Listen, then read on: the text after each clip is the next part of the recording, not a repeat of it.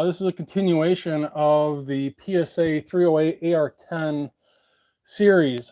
Some of this is edited and some of it is live. And if you happen to miss the first 4 parts, I'm going to clip you out of here. So right here was the first part, and that is where we pulled out 50 pieces, actually 51 or 52. I actually pulled out 51, and here's the 51. I actually made a dummy round, which I'm going to go over here in a little bit, which is resized to the headspace that I desire. I'm going to go over that in a little bit here soon. But we pulled out some brass. We decapped it with the FW Arms decapper. We cut out the crimp with the RCBS cutting bit, whatever the hell you call it. And we got it in the first round of cleaning with the Frankfurt Arsenal stainless steel tumbler, and we dried it with the Lyman Cyclone case dryer. And then after that, we annealed it with the EP 2.0 annealer. And in part 3, if you happen to miss any of these parts leading up to part 4 here live, this was the edited video, and that was just going over the overview of the PSA Gen 3 308 AR10. And it's 308, it's not 7.62 by 51. Keep in mind that I am reloading 7.62 by 51 Lake City brass in a plate chamber.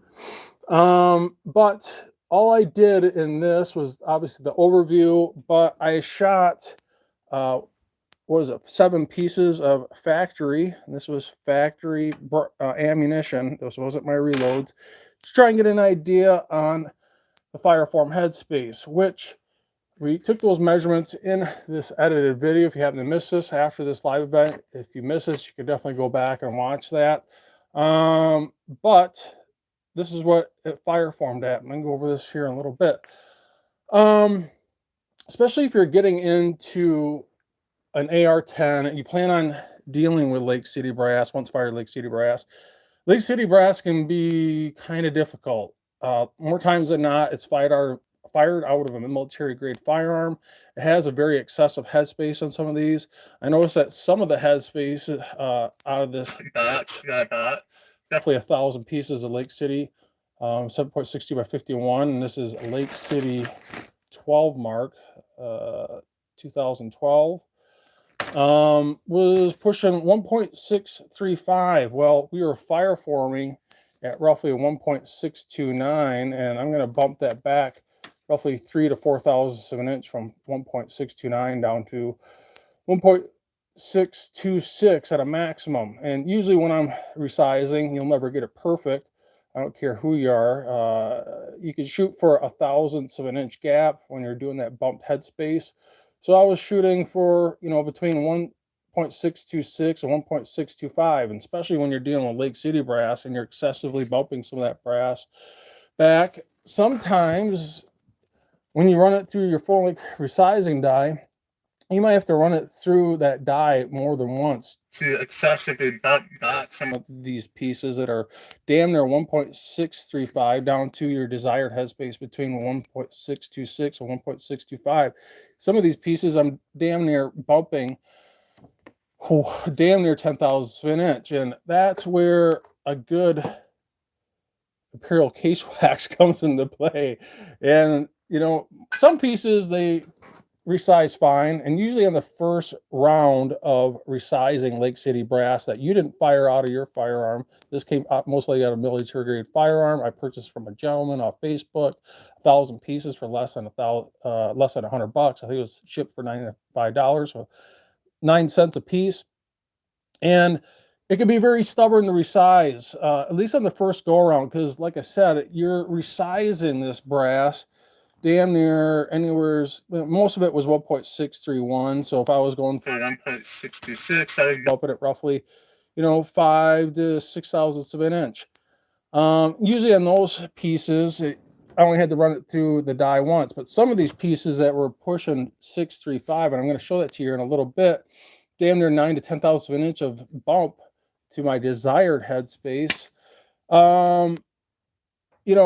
I only had to run through the die once. And usually on my first go around of resizing Lake City brass that I didn't fire on my firearm, I purchased this as once fired, I would literally measure every single piece and make sure I'm getting that desired headspace, because more times than not, when you run it through the die once, you're not going to hit it. You got to run it through twice. And you got to set up your die that way, at least on the first go around. Once you resize this once, and then you fire out of your firearm, which are over here, then it only needs to grow 0.03 of an inch to seal off in the firearm's chamber. And that is where the precision comes into play. You got to remember, this factory ammunition was starting at 1.6. Some of it was 1.620, 1.629. If you guys watched that series, matter of fact, I wrote the Headspace on that factory ammo. That was starting, at least with this federal premium, was starting at 1.619. And this one was starting at 1.620 on this factory ammo, on those pieces right there, 7 pieces. And we'll just say between these two, 1.619, 1.620, it clear. It actually, if you watch this video, had some crater primers in it, and I measured it out on the range with my bump gauges.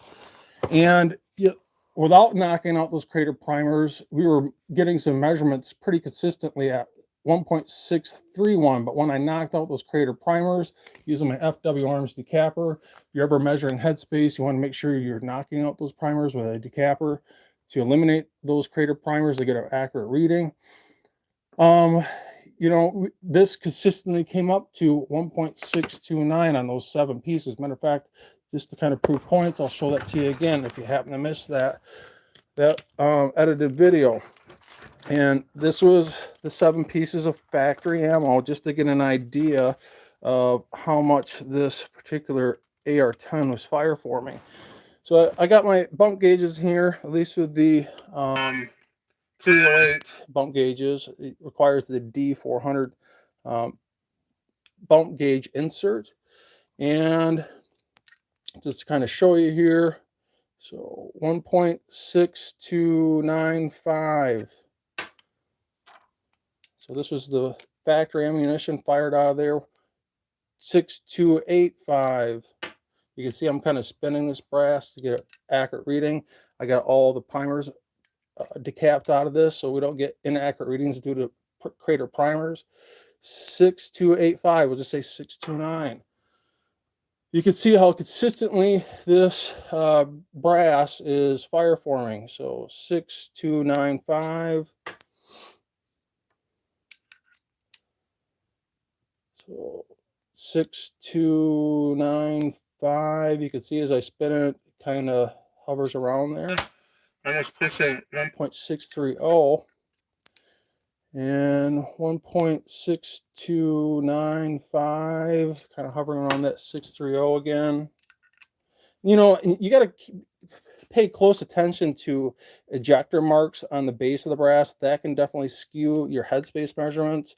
So if you get some excessive damaging, so this one is 6285. So like I said, all this factory was expanding up to 1.629. And I'm doing this more for those guys that are absolutely new. They're just getting into the game and they're trying to understand what to do. And like I said, I don't use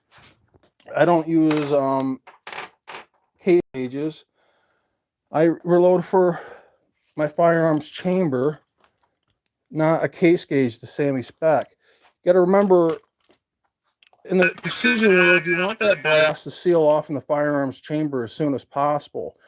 And when this factory ammo is starting 1.620, 1.619, and it is expanding 8 to 9 thousandths of an inch, some of these damn near 10 thousandths of an inch, that's not precision ammunition. That's got to excessively grow to seal off in the firearms chambers. That's where gases escape around the neck, around the shoulder. you'll see a lot of carbon scoring, especially if you borescope that chamber after it's been fired, and you'll see a lot of carbon scoring not only around the neck area, but on the shoulder. That's because more times than not, you got excessive headspace on your these factory ammunition or your reloads, because you're not using bump gauges, you're using a case gauge, or you're just doing something crazy like screwing down your die till it touches your shell plate and giving it a quick turn, and you literally don't know what you're doing, to be honest with you. You're just guessing, you're assuming. And so what I did is I got all this Lake City brass resized. Make sure I'm zeroed out here. And what I did is I made a dummy round. So this is some Lake City brass, and this has no primer, obviously no powder. It's just a piece of brass. And then I resized this to 1.626. So 1.6255, let's just say 626.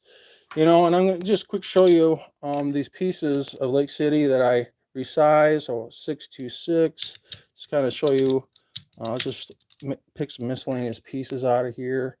So 626, just to show you how consistently I'm bumping this Lake City brass. 626, pick a few more miscellaneous pieces here. Try my best to do this with a camera right in front of me. So 626. So,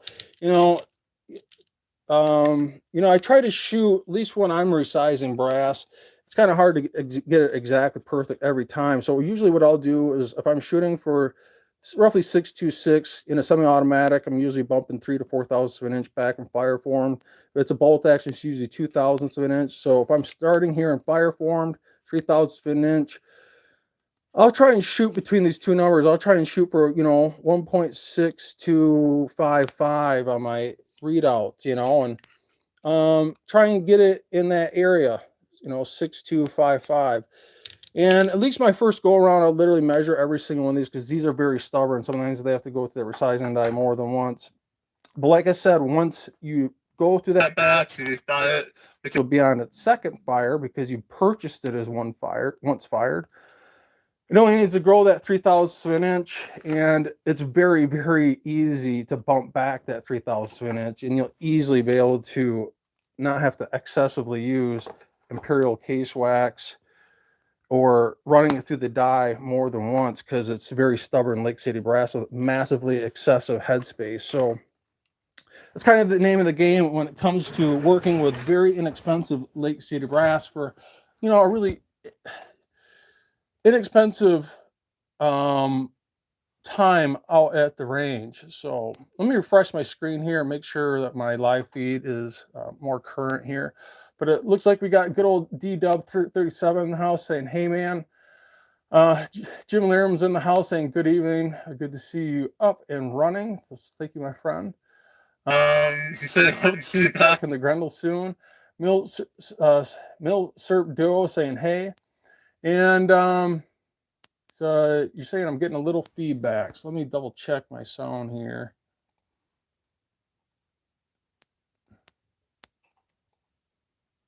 All right, so let me make sure that I'm live here. Let's see here. It might be my own. Try this out. See if that's a little bit better, so you don't get any feedback. Well, hopefully that's a little bit better. But yeah, let me show you a couple things here, and let me get this paused here.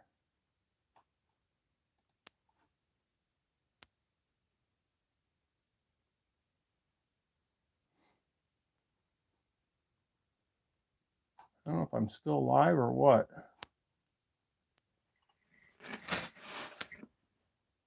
Oh, there we go. I think I might have lost you there for a second. Oh, there we go. Sorry about that. So yeah. So anyways, just kind of going over all this, just kind of show you this. But like I said, I got this one dummy around here. I just want to quick show you something. I got to be very careful here because you know how it goes. So let me grab a towel here. I just want to kind of show you something, at least the dummy around, just to make sure that this, with my desired headspace of 1.626, is going to feed in this upper. Kind of be a little sneaky here and hide this, but you can see I don't have the lower on this, and I'm going to pull this out. Now, this is something that you really can't do if you don't want to do this test with your lower and slam it home with force, because you won't get an accurate reading on this. Just to show you that this is starting at 1.626. Let me make sure you can see this in the screen. So it's roughly 6255. So 626. Let me make sure I'm zeroed out here.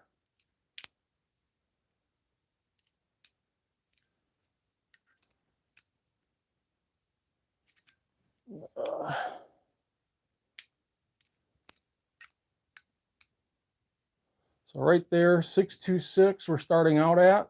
So 626255 is hovering right between the two. And what I'm going to do to make sure that this is going to function in this is I'm literally going to feed this into the chamber. Now this has no primer, no powder, and I'm going to manually with my finger force this home, and it takes a little pressure to snap that extractor onto that case head, but it will snap into place. So it is in the chamber, and just to show you is I'm going to Borescope this, and you can get an idea on the trim length. Now right now I have that trim length, at least for 308 they recommend 2.055 inches, and I just got to get this mildly covered up here. It's people's oversensitivity.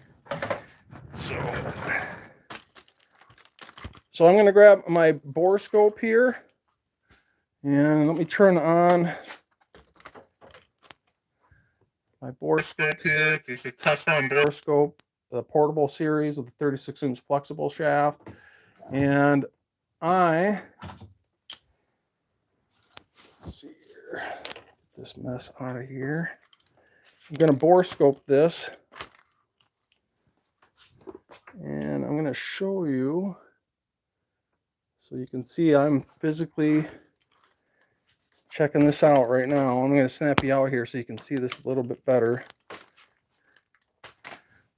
So I'm trying to do this Borescoping with one hand, holding the camera with the other. So I just can't show the upper, obviously, for apparent reasons, especially when we're live. But that dummy round is in the chamber right now, and I got that brass trimmed to 1.2088. I'm going to show you in the handy manual for those that are absolutely new. I usually got this. Use painter tape here. For 308 Winchester, their maximum case length is 2.015. They usually recommend trimming back from maximum 10,000ths of an inch. So they recommend a case trim length of 2.055 inches. So those are absolutely new. I usually go about 2 or 3 thousandths of an inch above what they recommend. If they're recommending 2.055, I usually go 2 to 3 thousandths of an inch, so roughly 2.088, and I believe that's what I have this brass trim to. And just to show you here, and I'm trying to do this with one hand and a camera in the other. But here is the brass that's inserted, and you can see with a trim length of 2.008, 3 thousandths of an inch above what they recommend, I got a long ways to go. I could probably extend that way past 2.088 inches. And that's where your carbon ring comes into play, right there. And then right after that is what's considered your free bore. And then right after that is the start of your lance. So this hasn't been cleaned yet. And the rifling lands on this PSA 308 is pretty good. There is one rifling, it's a little inconsistent, and it's right there. So you can see it's not totally feathered out. And this is a 4R rifling. Try my best to do this with a borescope in one hand, my camera in the other. But you can see it's not totally feathered out there, but the other three are perfect. And again, this is a sub $900 AR10. So just one out of the four. It's a little inconsistent. Man, this is not easy. But you could see on my trim length, I could definitely extend that out a little bit more, and you can actually use a borescope like this to get an idea of how much further you can extend out your trim length. But obviously, that dummy round is in the chamber and it's closed home, no problem. It just takes a little force for that extractor to engage the case rim or the base of the rim. So, just to show you that this will eject, so I'll get the borescope out of here.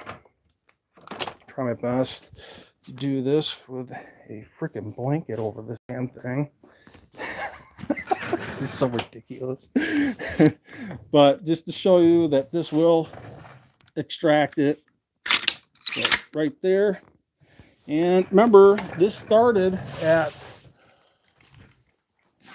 1 point, I even wrote it on the brass, 1.626, and we measured that before I put it in. You witnessed it, and it went in just fine and closed home. And I think it was 1.626, 1.655, and just like that, 1.626.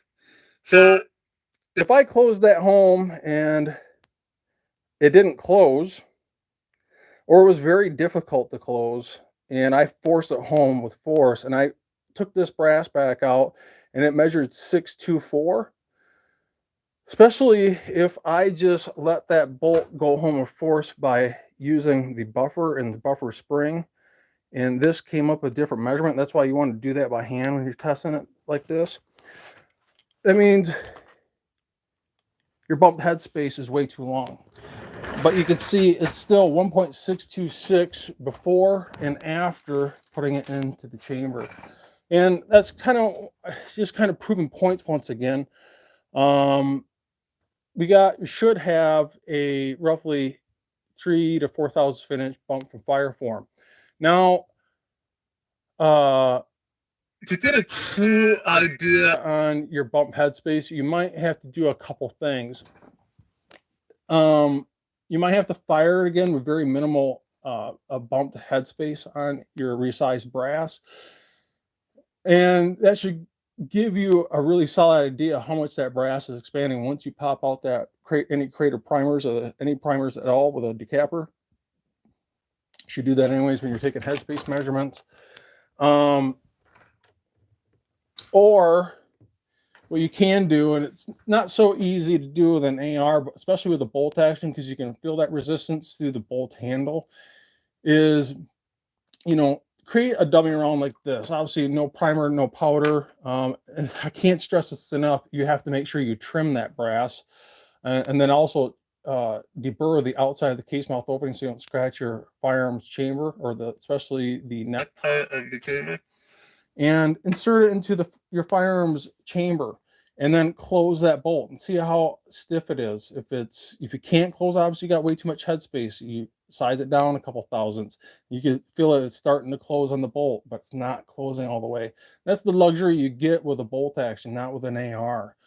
You resize that back down again. Lube it up, resize it. Clean off the lube before you put it back in your firearms chamber, and then you close that bolt, and then it does close, but it's still pretty stiff. So you take it out and you lube it back up, resize it another thousandths of an inch, and you're measuring with your bump gauges, and then you reinsert it, obviously cleaning off the lube, make sure it's trimmed, make sure it's deburred, and all of a sudden it closes really easy. And that is more times than not going to be your maximum headspace that's allowed in that firearms chamber based off your bump gauges.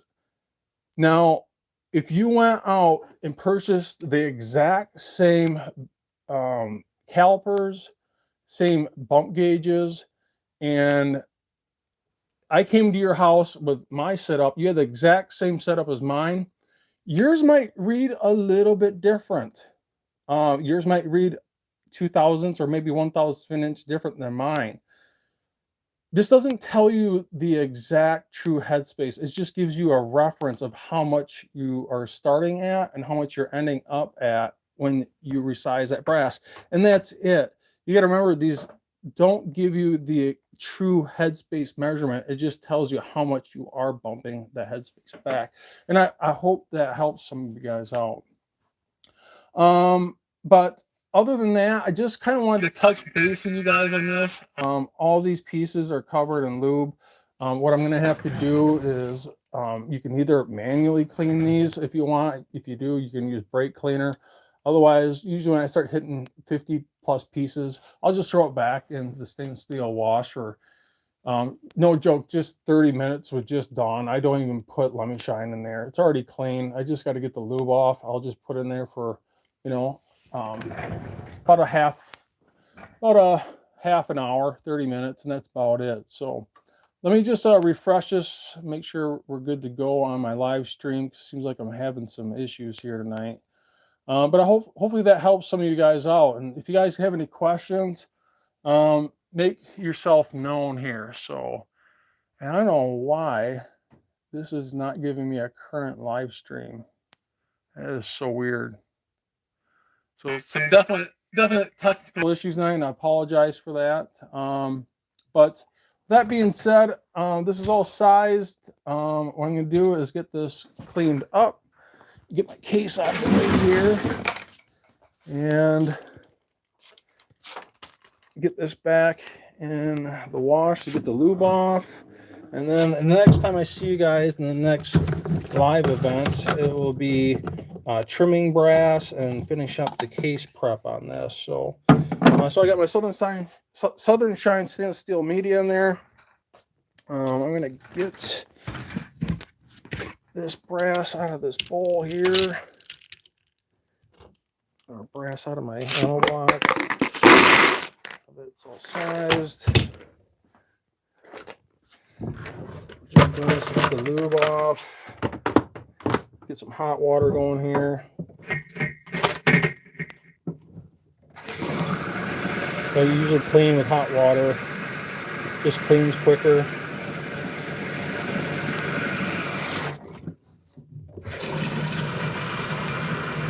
So this brass is already clean. I'm just getting the lube off. I'm just going to put a squirt of Dawn in here. I'm not going to use Lemon Shine. If it was really dirty brass, then I would add Lemon Shine.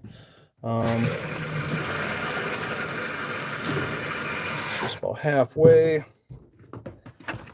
I usually, once my brass is resized, I like to baby the case mouth openings. I like to dump this in water, not just an empty bowl, so you don't dent any case mouth openings. So, just like that.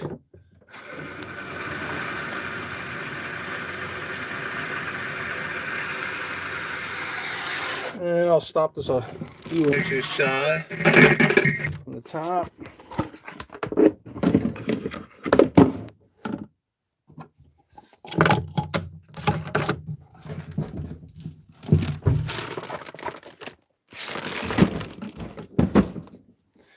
And I will get this going for about a half hour. And then once this is done, I'll put it back in the dryer. And then we'll be back to another live event going through brass prep hell of trimming brass, deburring, chamfering, all that other good stuff. So other than that, I think I'm going to wrap this up here. And I appreciate you guys joining. Don't forget to smash that thumbs up button. And I am going to get this going for just about a half hour, 45 minutes. And I'll see you guys in the next live reloading.